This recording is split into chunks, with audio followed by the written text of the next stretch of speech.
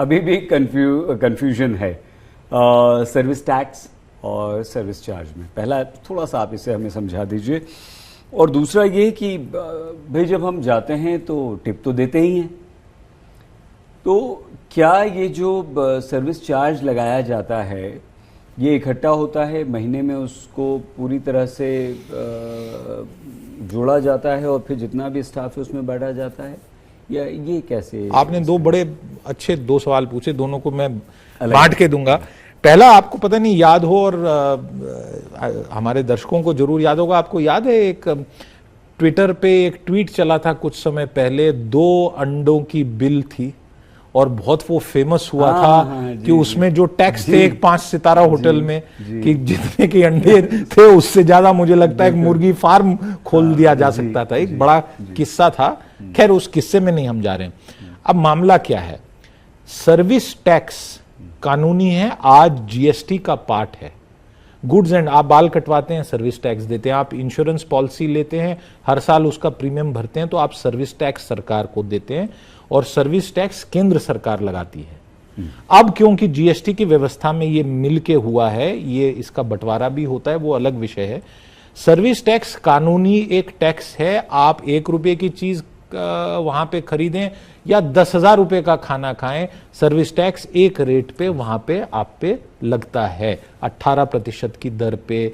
अलग अलग service tax की रेट्स भी अलग आइटम्स के लिए। तो ये सर्विस टैक्स की बात रही। सर्विस चार्ज जो है ये बार बार बिल में जोड़ता है रेस्टोरेंट अपनी मर्जी से। इंडस्ट्री में एक प्रचलन है 10% का, और ऐसा भी अनुभव, कई हमारे दर्शक इस बात को जानते हैं कि कई बारी जब आप ऐसी जगह पे जहां सर्विस चार्ज दिया गया है तो वहां वेटर खुद ही कहता है कि नहीं, टिप नहीं है, वो इंक्लूडेड है बिल में। तो ये सर्विस चार्ज को टिप बिल में ही डाल दिया गया है आपकी कन्वीनियंस के लिए, ऐसा भी इसको बोला जाता है।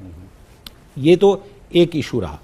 दूसरा जो आपने एक पॉइंट उठाया कि हम टैक्स की जो लीगैलिटी है उसको अलग कर दें और हम केवल चार्ज की बात करें, इसकी जस्टिफिकेशन बेसिकली क्या है? जस्टिफिकेशन जैसे मैंने कहा यही है इंडस्ट्री की तरफ से, पर आप दूसरी तरफ से देखें, जो सरकार ने एक जो पॉइंट ऑफ व्यू लिया है वो कंज्यूमर का पॉइंट ऑफ व्यू। भैया जितना आपने बताया मेन्यू के हिसाब से हमने उस आइटम खरीदे, उसकी ये कॉस्ट है, उस पर आपने टैक्स लगाया, बाकी मैं स्वेच्छा से अगर कुछ देना चाहूं तो वो करिए, आप कंपल्शन मत करिए।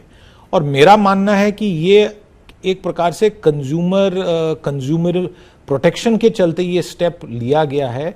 ये ग्राउंड लेवल पे कितना सफल होगा मुझे नहीं पता, क्योंकि अगर मान लीजिए किसी रेस्टोरेंट मालिक को अब इसका प्रेशर पड़े, जो आपने बात कही ना कि ये जो 1 महीने में बांटा जाता है कि नहीं, मेरा मानना है कि शायद 1 महीने भी नहीं, कई बार इसकी डेली कलेक्शंस का बंटवारा भी होता है जी।